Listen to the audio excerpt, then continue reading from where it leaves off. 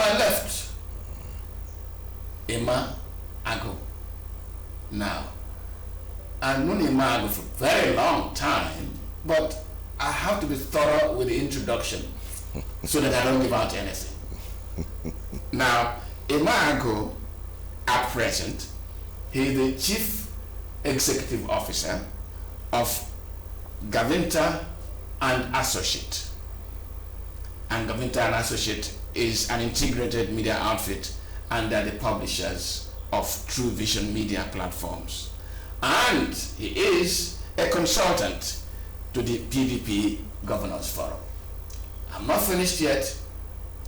Emma Agu was the pioneer editor of Champion newspapers, where he worked for 20 years between 1988 and 2008. And Emma Agu served out his last years as Managing Director, Editor-in-Chief of Champion newspapers, and he was the General Secretary of the Newspaper Proprietors Association of Nigeria, NPA, and that is between 2000 and 2005.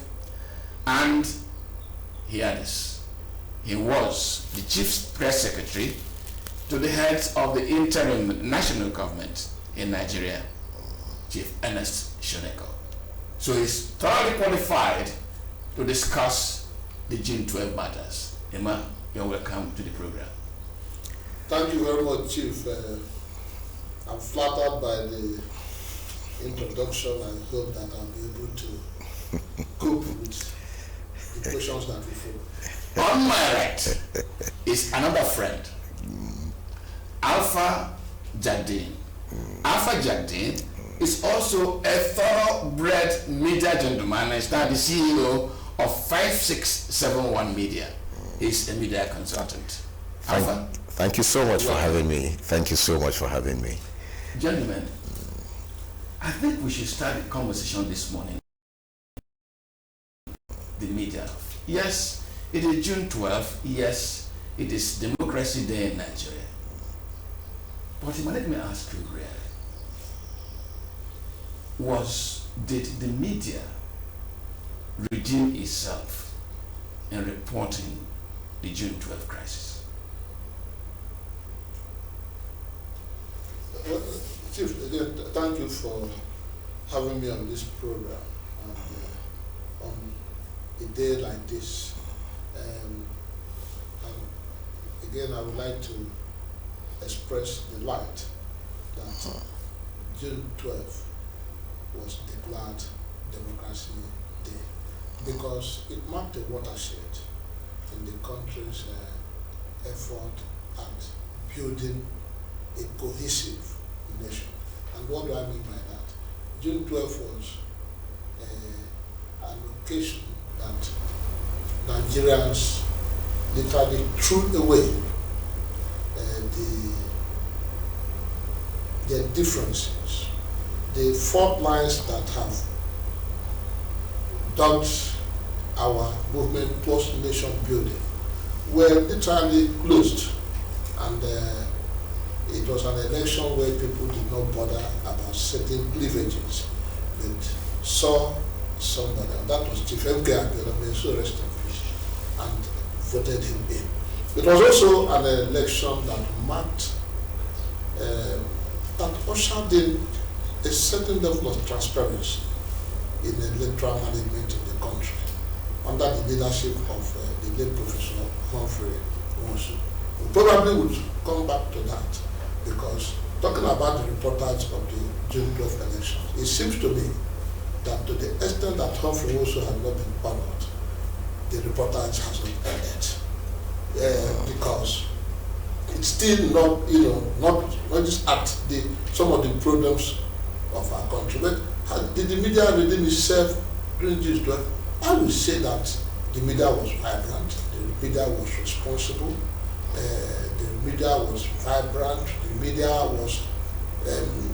rose to the occasion. As you, of course, all of us know that the role of the media is to inform, to entertain, to educate. Did the media inform? Then the media did. Right from the time of the formation of the parties, the ups and downs, to the electoral the campaigns, to the actual conduct of the elections, the media media rose to the occasion. Even in the aftermath of the election, there were challenges, as you would have in any human endeavor, but I want to believe that the media substantially acquitted itself creditably, you know. But we can come back to the challenges that there were at the time. Now, Jandi. Yes, sir. You know why I asked that question? The MKO Abiola victory in that election, which has now been officially acknowledged. That's right. Emma says, tended to have smoothened, if not reduced, the divisive cleavages, creating a one nation objective, a one nation belief. Did the media report June 12 along that one nation objective, one nation citizenship, one nation victory?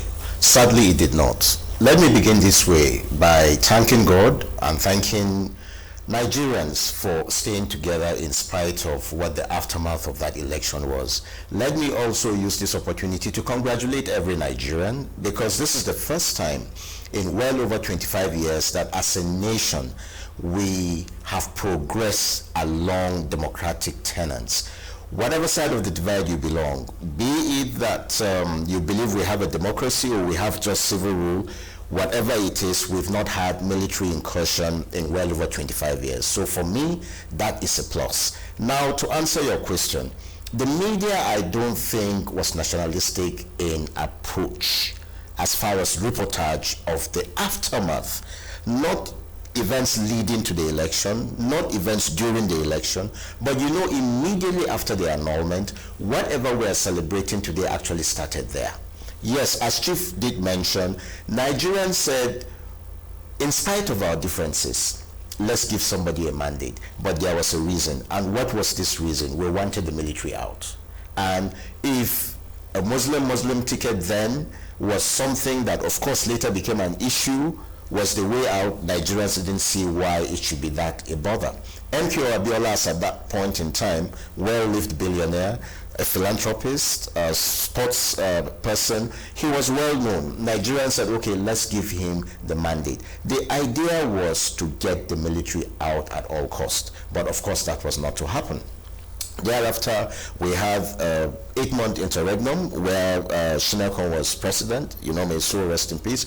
We had General Abacha, who came up for almost 5 years, you know, and of course, right through to where we are today, you know, when General Abdulsalami Abubakar thought it wise to, no, General Abdulsalami Abubakar was the one that was there for about 8 months, yes, to hand over power to, you know, General Obasanjo. We had every other person that came thereafter and to where we are today. But looking at the way the media reported it, I don't think it was nationalistic, because at some point, the media isolated itself along the same crevices that was thrown away so that the military will leave power.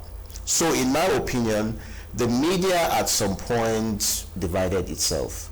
The northern media that wasn't very strong, as it were, if you are to compare it to what was happening in the western part of the country, was not as committed. That's the whole idea. Why? Because you could see that immediately after the aftermath of June 12th, we somehow all went back to our crevices, unfortunately. And hence, the Nigerian media, I can tell you, still remains one of the very vibrant. Because if we understand the workings of the Nigerian media, and the fact that you tune to a radio station every day, you hear a voice, you tune to the TV, you see visuals, you see voices, you go to the newspaper stand, you know, of course the online thing has really crept in now. There is always somebody somewhere doing something to entertain, to inform, and to educate. It tells you that the commitment of the average media person in Nigeria, I must confess, is strong.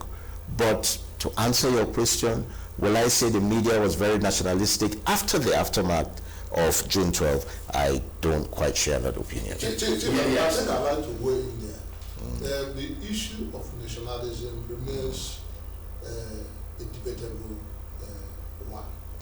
Again, we're talking about nation. Then I think we should always try to make a distinction between nation and nation state. Have we been able to build a nation? That should be the starting point. A nation is a concept that gives you a sense of belonging, that the nation owns you and you take ownership of the nation. Is psycho-emotional construct. It's something that you are born into and you see yourself as belonging there. The nation state is a geographical expression. In Nigeria, there are several nations. I would argue, and I stand to be corrected, that we don't have a nation yet. We didn't even have a nation then. The average Nigerian sees himself the first nation the person knows is his ethnic group. And people will tell you that I'm this before I'm a Nigerian. Having a nation means that certain fundamentals have to be in place. Fundamentals of equity, fundamentals of justice, fairness, even-handedness. So, if in the aftermath of June 12, the convergence that made the media to act as one disappeared, then the question is what led to that? Because as you rightly said, Nigerians didn't care that there was a Muslim ticket. Again, because Abiola as a person was seen, in fact, as the nation. People were prepared to buy into him because he was all over the place.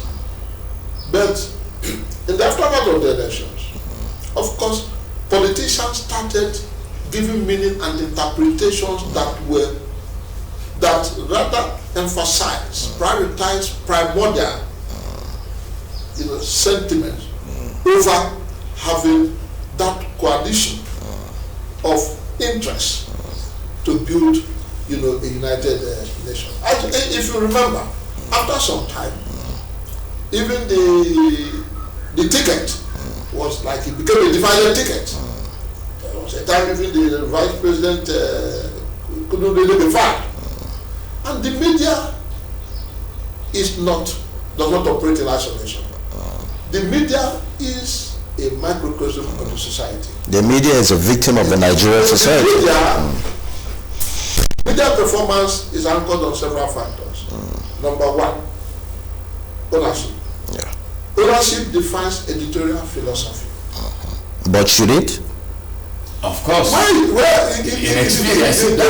never changes anywhere in the world. Anywhere in the world, media owner, whether it's in Britain or in the US, in fact, in their case, it is ideologically. In fact, when you're done, I will want to come from abroad. It's ideologically based. And at times you see journalists, get angry and they walk out because ownership has determined what is happening. And they don't so Nigeria is not a an exception, yes. And you raised the question, you said at the time, the North, the northern media did not seem, to be as committed to the cause of. Because I remember I was in Champion newspapers and we wrote an editorial. Memories can be very short. When we first wrote an editorial to say Nigerians have spoken. Notwithstanding the fact that the owner was in NRC, the late Chief Emmanuel Iwao, the Major Rest in Peace. He was in NRC, Tofa's party. But we wrote that Nigerians have spoken, that the election results should be announced. That editorial was a response to another editorial written by another newspaper from another part of the country saying that the elections should be cancelled because the people from the place had gone to farm on the election.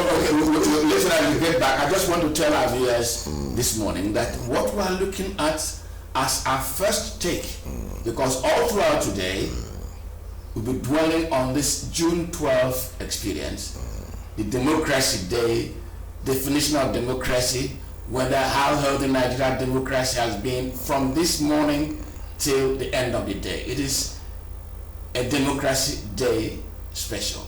And for this morning, we're looking at June 12th. Did the media miss an opportunity?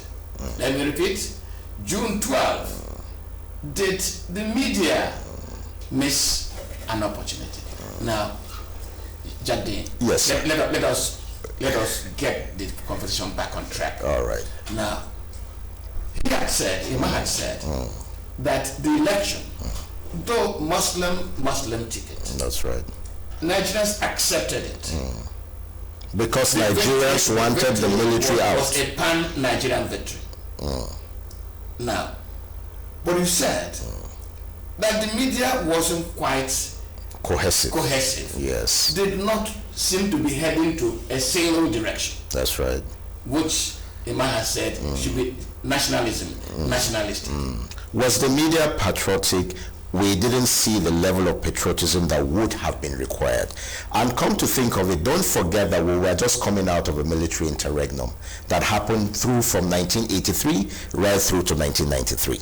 And hence, the media in itself cannot isolate itself from global events. He made mention of the fact that the media ownership plays a very critical role in what goes out and probably what comes in. In fact, that lays the base. But there's something I also need to add. Let's not forget the argument often out there that we live in a nation where the conundrums are along fault lines. What are these fault lines? Ethnicity, religion. I want to see if we can get to change the narrative. Let me ask you, Jamdi. Yes, sir. You just said along fault lines of ethnicity, religion. Created by a certain group of persons. Yes. Is the media incapable of riding above these cleavages? If Nigerians accepted Abiola and Ambassador, his running mate, Babagana Kingibe, and did not mind religion in voting them in. Yes. How did the media go away from that common person's commonality and say this is our nation, this is our victory? It wasn't the media, it was Nigerians, probably with the media guiding them, informing them of the need to say bye-bye to military rule and let's give credence to democracy. See, I want to push it to something. Okay. At a point, the media narrative on the June 12th issue became ethnicized. And I'm not going to fight shy of telling you the narrative at a point. The narrative turns to the annulment was the denial of a Yoruba man from becoming Nigeria's president. That's right. Instruments of opposition quickly assumed a pan-Yoruba force against an intransigent military. That's right. And the media got sucked into that narrative. Mark it. A pan-Nigerian victory. The ordinary person did not mind who those candidates were. That's right. Whether they were from the north or south, or whether they were Muslims and all Christians, and they voted as credible, acceptable Nigerians. And the media found itself reporting it as a denial of a Yoruba victory. The owner of the mandate, which was the Nigerian people, not necessarily MKO Abiola, not necessarily the SDP, as at that time, we all remember came out to say General Babangida didn't want to hand over power to him because he didn't come from General Babangida's side of the country. He said it. I think he made that comment shortly after one of his trip overseas. Abiola. That's Abiola himself, okay? Now, I don't want to lose my trend of thought. I want to say something. If you look at the Nigerian situation today, sir, and I say this with due respect to everybody, you made in your comments, you made mention of, you called him the ordinary Nigerian, which is you and I. The ordinary Nigerian can live in any part of this country unmolested. I come from the Plateau. I know of Igbo people that have lived in my part of the village for over 80 years before I was born. I know of Yoruba families whose children have intermarried with my people. That is the ordinary Nigerian. You see, the narrative that we have been ethnicized, we have been polarized along religious lines. Once upon a time in this country, we just celebrated Salah. Before the economy took a downturn, sir, on Salah day in my house, we don't cook. Because by the time you wake up, there are dishes from your Muslim neighbors. And same is on Christmas Day. They don't need to cook in their houses. Because all your Christian, I remember then my uncle will carry myself, the little boys around, take us out to the parks. I remember my Muslim friends will be asking me, when is that your Salah coming? Me too, I'll be asking them, when is that your Christmas coming? That was the unity of purpose that this country was predicated upon. But it happens not to be the case today. Now, coming to the media, what is the media doing along same? What polarizes us? Could it be the media ownership that eventually everybody, once upon a time, let's not forget, sir, before June 12, 1999, what was the strength of the Nigerian media, most especially the private media? What is the level of training as far as the media is concerned today? You and I know the power of the media.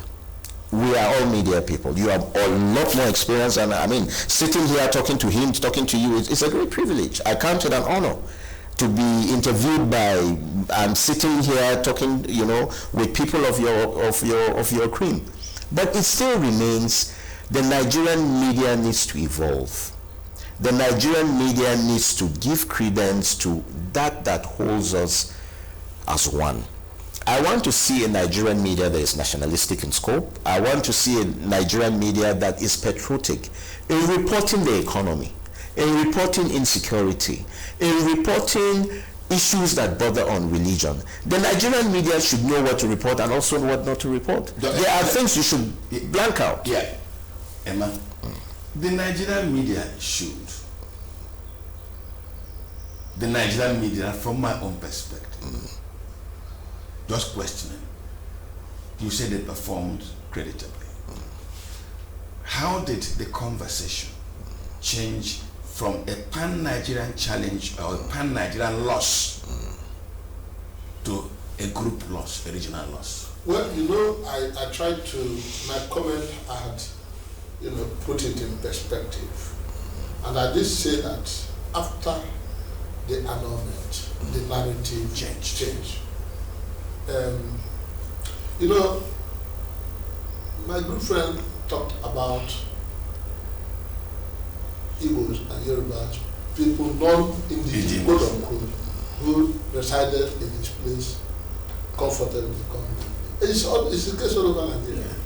Of course, if you go to Owerri, there's a place called Amounts, where their grandfathers, they have lived there up till now.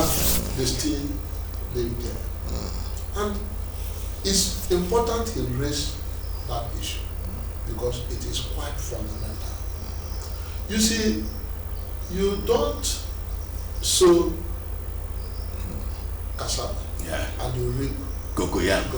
Not at all. It is said that what you want a person to be, you teach the person from childhood. That's right. There are fundamentals that, in my view, ought to be handled first before you can get to the level of nationalism that you aspire or you desire.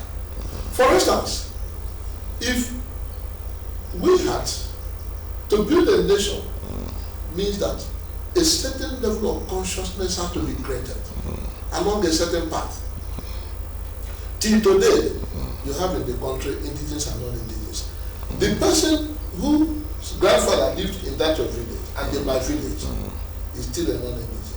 Sadly. And the person may not have even visited his ancestral home since he was born, and his 30 years, he still writes non-indigenous. And he writes maybe Imo State, Ideally, the person should write Plateau State, state of origin. It is the place of his father is his ancestral home. I was born in the then Midwest. The first language I spoke was Yoruba. As a Catholic, Catholics go for confession. My confession was English and Yoruba. It was just before the war, as we went to my place, the former Eastern region, that I started picking Igbo seriously. So, ordinarily, my state of origin ought to be Delta. It's my dead father who came from Igbo State, when I was born. But if you want to build a nation, there are things we must eliminate. And luckily, in many documents, they have removed tribe. In the past, tribe was first. Their religion. Religion is a personal thing. Why are we prioritizing it over the things that hold us together? Because religion divides us. We know it. Because it's very emotional, it's very sentimental. We scarcely agree. The same thing with ethnicity. I say this because the last year, if you build something or not, it will collapse. If you are looking at media performance in the context of Nigeria, without looking at the fundamentals, then you miss it, because the journalist comes from a place. And you will not deny, as I speak, that politicians, maybe from your area, still call meetings of top journalists from your place. Definitely. As a matter of fact, let me give you an example. In 2010, when the Yaradua emails became pronounced, may so rest in peace, a fantastic guy that we all miss. I am aware of meetings that were being held, again, in some parts of the country, because it became a very big argument whether Jonathan should succeed him or not. And you're talking about nationalism. People, first of all, were carried away by particularistic nationalism, the nationalism of ethnic group, the nationalism of geopolitical zone. Thanks to the courage of senators, the people who came about, the integrity group, the eminent Nigerian group, the integrity group, the integrity group in the Senate was the one the doctrine of necessity that proposed the doctrine of necessities. But list. We were proposed by Senator Bala Mohammed. It was that particular, motion that made it possible, that changed the narrative. Before then, the narrative was, should Jonathan be president? Should he assume that office? I mean, so, that was way out of it. You understand? I'm telling you. The journalists were being called to meetings all over the place over it. The journalist does not exist in isolation. The point I'm trying to make is that for things to change, it's just like when people talk about electoral rigging or election rigging, or when people talk about the police on the highway, taking money. My experience is that when all your documents are correct and nothing resolved with your vehicle, the police will ask you to pass. In most instances, yes. In most instances? Yes. It is also true that it is because politicians want to rig election that the electoral managers have get sucked into electoral management. Because if the politicians say we are not going to rig elections, let the winner emerge. That's so right. Politicians are not going to say a particular ethnic group leave this place if you are not going to vote for a particular candidate. Then there won't be that crisis. The media is a reflection of the society. Simplicity. So we need to call a spade a spade. That is why even our religious leaders can lead a demonstration over a government when the economy is good. And when the economy is very bad, they will not need a demonstration. Granted. I'm not trying to protect or defend the media. I'm speaking realistically. I don't want to, try to rub pancake or generalize a situation that is actually real. Chief, I agree 100%. Yes. That it is. You had said that the ordinary Nigerian. That's right. Lives together. Yes. And it's not broken by religious or ethnic consideration. That's my point. In other words, yes, this is a process blighted by elite manipulations. Yes. Elite interest. That's right. Now, because my producer is giving some sign. All right. Okay, yeah. That is a democracy. We are raising this because of Democracy Day. That's right. If media got sucked in by the same fault line, the same faults within the elite class, how do you think the Nigerian media should help Nigeria's democratic process to overcome the weaknesses that is imposed on it by the elite? So I just turned 54 last week. The kind of primary school I went to... Congratulations for youth. Thank you. The kind of primary school I went to and what I got taught in school then is not what is being taught today. We had what we call social studies, and it was all about patriotism. It was all about virtue. It was all about respect for elders. It was all about there is a country called Nigeria. It was all about if we all work towards unifying this country, we can become the Sinoja of the world. I remember that way back when, right? Let's not also forget in your earlier comments when you talked about the integrity group, let's not forget the role people like Chief Emeka Anyaoku played, during that conundrum, whether Jonathan should succeed the late president or not. Let's not forget the role people like the late President Shehu Shagari played. The eminent group, I think that's what they were called, they also played a role. You understand? Yeah, the patrons. Now, the whole idea is that for anybody then to have even thought that when a president dies, and constitutionally talking about democracy, his vice should not step in, probably because his vice does not come from that part of the country. Come on, it's ludicrous. I can never believe that almost 60 years after independence, we still give room to some of these whims and caprices of what should have been in our past. Sir, 100% as senior colleagues, I agree with him. But to answer your question, how can the Nigerian media change the narrative? There was something he said. We exist to educate, we exist to inform, we exist to entertain. Should we go on entertaining and seeing that we give credence to that which divides us than that which should unite us? Agreed. Call it media ownership. Call it whatever reason. Most people that want to be presidents in Nigeria go and establish media institutions. It started with Abiola. He eventually almost got there.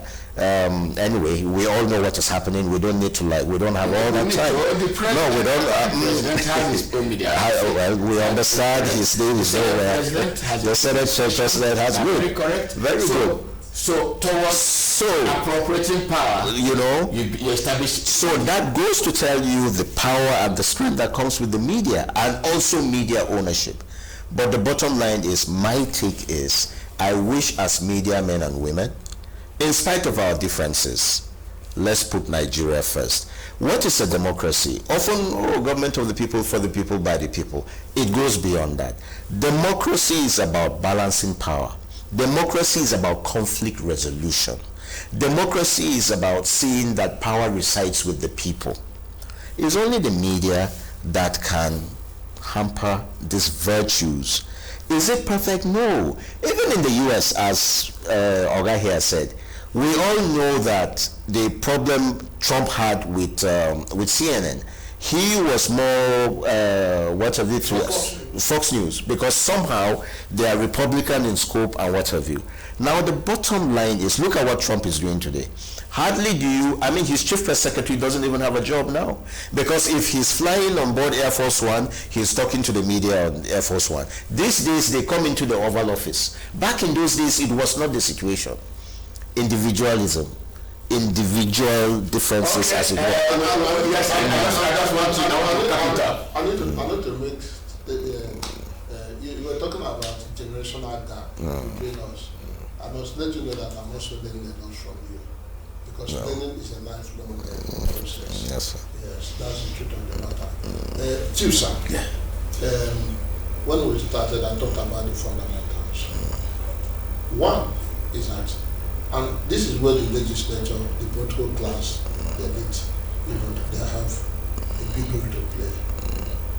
If we want the media to play the kind of role we want, dispassionate, detached, patriotic objective, quote unquote, objective in parentheses, it's a long journey because we missed the road.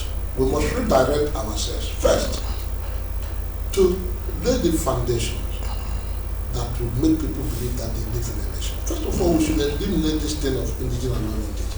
It doesn't make sense. Yes, sir. I have 3 children. I had the only one in Owerri. The other 2 I had them in Lagos. Many years ago, when they were in school, because of the school they attended in Lagos, I told my wife, get ready for in-laws that are not Igbos. Because of the school they attended, and it is playing out. They say this already over, this person, that person. Those are the people coming to homes. And these children, you can't talk to them about ethnicity per se, because their mindset has changed. Beginning from the base. Yes, exactly. So let's remove this. If somebody lives in Owerri and he comes from Adamawa and he gives birth to children in Owerri, those are indigenous of Imo State. The ancestral home is just like the Indian living in America. Yes, sir. But it goes on. Or Trump, the German, who is the president So of that's the number one. States. So because it is the mind that conditions a whole lot of things. The number 2, the notion of equity, fairness, and justice must be Interest in governance. And superimposed on our DNA. We must begin to do things. You know, time and time again, some people talk about being left out, some people talk about marginalization, and people are laughing at them. Incidentally, in the country today, everybody is talking about that. And because we are talking about elections, and they talk about the media, I think the media should take up the matter of Professor Humphrey Nwosu. Because without his stubbornness, they wouldn't have been June 12. That's right. Every effort was made at every point to stop that election. He stubbornly refused.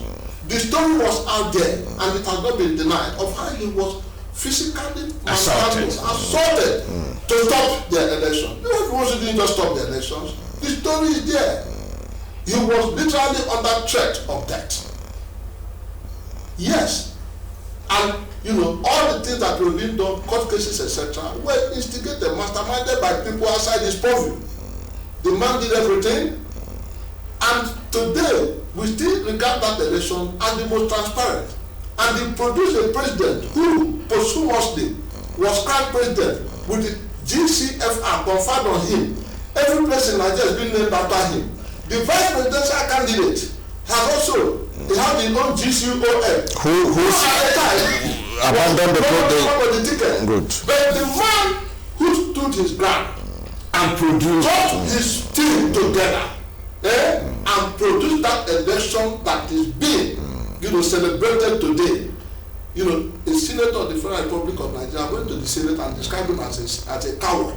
And all of us are agreeing, including the media you are talking about, including the presidency. I am shocked that Dr. Now, President Tinubu, the man I respect for the role he played in Nadeto, who stood his ground, who proved every opposition, who even as governor stood for democracy and multi-party democracy. That's right. Resisted a strong president that is listening to people who are calling Humphrey Nwosu a coward. Listen, my experience shows that any place where there is no justice, what they're expecting from the media cannot hold. That is the plight of Jardine, yes, I won't give you another shot because my producer says you are indisciplined. You have overshot your time. But I also accuse him of not beginning this program dead on time. This conversation today, June 12, will not end until tonight. Because program after program today, it will be a June 12 affair, Democracy Day affair. But for this early morning, my Abuja studio, let me thank my guests. Emma Ago, former Managing Director, Champion Newspapers, former Editor, Champion Newspapers, Chief Executive Officer of Gaventa and Associate, and what you are watching on the screen, former Chief Press Secretary to the head of Interim National Government. Emma, thank you very much for coming. And I'd like to use this opportunity to congratulate Honorable Martin Ilo on the achievement of his vision. Thank you very Signature much. TV on SLTV. Congratulations. Thank you very much. That's the- Thank you very much. And my brother on the plateau. Thank you so know much. one thing. Yes, sir. All my years in Jos, I celebrate like June 12. I Lovely. enjoyed every second of it. Jos is probably the best part of the country to come from when we talk about the weather, when we talk about the people. And trust me, in spite of all you hear, it still remains the home of peace and tourism. Yes, it is. Alpha Jardine, the CEO of 5671, and is a media consultant. And to you who followed us throughout this morning, I want to thank you for investing your time with us. Please, from 10 o'clock this morning, we are going to be having a town hall on this same issue. This studio will be filled and we're allowing you to call in. But for this morning, thank you very much. And let's hand you over to our Enugu studio. Thank you for investing your time with us. We meet at 10 o'clock.